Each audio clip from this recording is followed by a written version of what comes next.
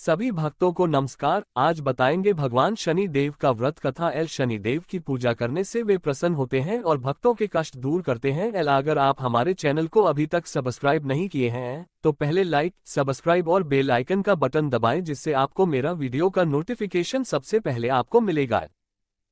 शनिवार का दिन शनि देव की पूजा की जाती है। इस दिन शनि देव की पूजा करने से वे प्रसन्न होते हैं और भक्तों के कष्ट दूर करते हैं। जिनकी कुंडली में शनि दोष, शनि की साढ़ेसाती या धया होती है, उनको शनिवार का व्रत करना चाहिए और शनिवार व्रत कथा पढ़नी और सुनना चाहिए। शनि देव के इस कथा का श्रवण करने से सभी कष्ट दूर हो जाते हैं और शनि देव की कृपा प्राप्त होती है। आइए जानते हैं शनि देव की इस कथा के बारे में। शनिवार व्रत कथा। एक समय की बात है, सभी ग्रहों में सर्वश्रेष्ठ होने को लेकर विवाद हो गया। वे सभी ग्रह सूर्य, चंद्र, मंगल, बुध, गुरु, शुक्र, शनि, राहु और केतु इंद्र देव के पास गए। वे भी निर्णय करने में असमर्थ थे, तो उन्होंने सभी ग्रहों को पृथ्वी पर राजा विक्रमादित्य के पास भेज दिया, क्योंकि वे एक न्यायप्रिय राजा थे। सभी ग्रह राजा विक्रमादित्य के पास पहुंचे और अपने विवाद के बारे में बताया। राजा विक्रमादित्य ने सोच विचार के बाद 9 धातु स्वर्ण, रजत, कांस्य, पीतल, सीसा, रांगा, जस्ता, अभ्रक और लौह से सिंहासन बनवाया और उनको क्रम से रख दिया। उन्होंने सभी ग्रहों से इस पर बैठने को कहा। साथ ही कहा कि जो सबसे बाद में बैठेगा वह सबसे छोटा ग्रह होगा। लोहे का सिंहासन सबसे अंत में था, जिस वजह से शनि देव सबसे अंत में बैठे। इस वजह से वे नाराज हो गए। उन्होंने राजा विक्रमादित्य से कहा कि तुमने जानबूझकर ऐसा किया है। तुम जानते नहीं हो कि जब शनि की दशा आती है तो वह 2.5 से 7 साल तक होती है। शनि की दशा आने से बड़े व्यक्ति का विनाश हो जाता है। शनि की साढ़ेसाती आई तो राम को वनवास हुआ और रावण पर शनि की महादशा आई तो उसका सर्वनाश हो गया। अब तुम सावधान रहना। कुछ समय बाद राजा विक्रमादित्य पर शनि की महादशा शुरू हो गई। तब शनि देव घोड़ों का व्यापारी बनकर उनके राज्य में आए।